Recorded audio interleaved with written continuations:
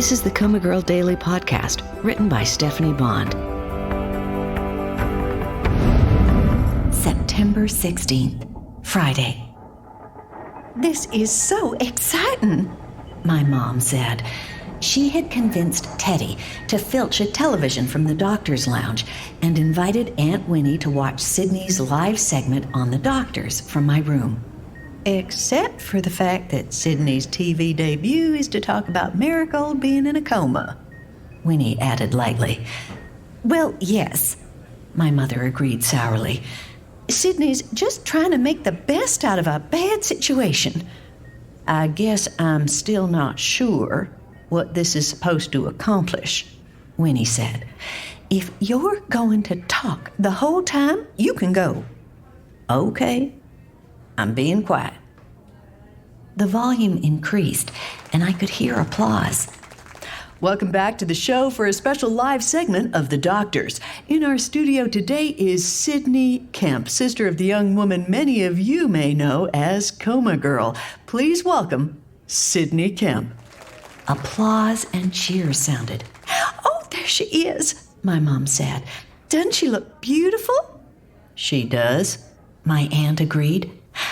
Thank you, Sydney said, her voice modulated and pleasing. Sydney, your sister, Coma Girl, has been in a coma in an Atlanta hospital since a car accident over 3 months ago. How is she doing? She's doing well, considering the circumstances. She's responding to commands to move her fingers, so we have reason to believe she's getting better and will hopefully wake up soon. Applause sounded. And you were in the accident with your sister, is that right? Yes, Sydney said. It could have just as easily been me in the coma and my sister sitting here talking to you. Except Marigold would never go on TV to talk about her comatose sister, Winnie said. Shh. And on the large screen behind you, Sydney, are some pictures of Coma Girl before the coma, right? Yes. This picture was taken of Coma Girl when she was singing karaoke with friends. She has a great singing voice. And this picture? That's Coma Girl in her hospital bed and me painting her fingernails. It's one way I can interact with my sister. Our hearts are breaking for you, the host said. I know we can't talk about the accident that put your sister in a coma because it's still an open case. That's right, Sydney said.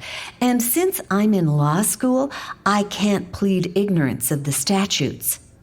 Oh, you're in law school? Yes, 3rd year at Boston. Well, I'm sitting out this semester to help with my family's situation. Well, she got in a good plug for herself, Winnie said. Shh. The host made a mournful noise. I can only imagine what you and your family have been going through. And Marigold, Winnie muttered. Shh.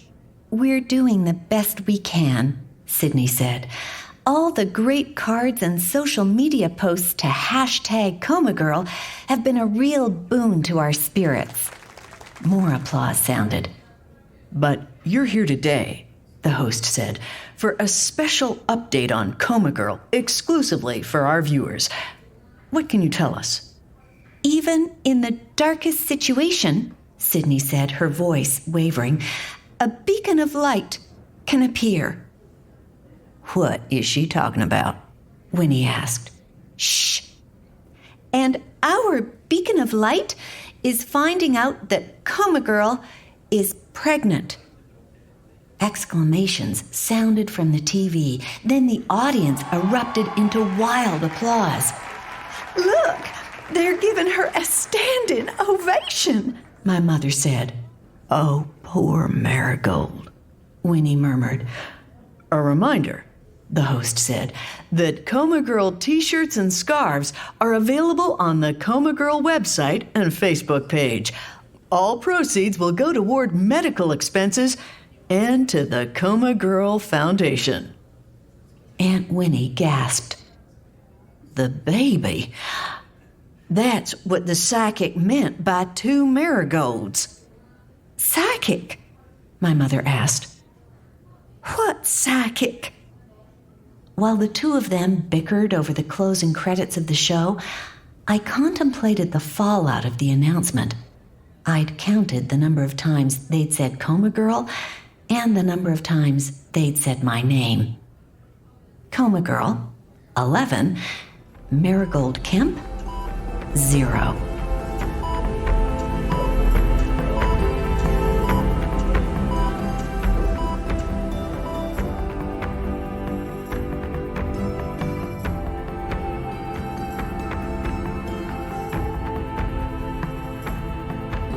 Hello, this is Stephanie again. Just wanting to say I hope you're enjoying the story. If you'd like to check out other serials I've written, check the show notes for links. But come back tomorrow for more Coma Girl.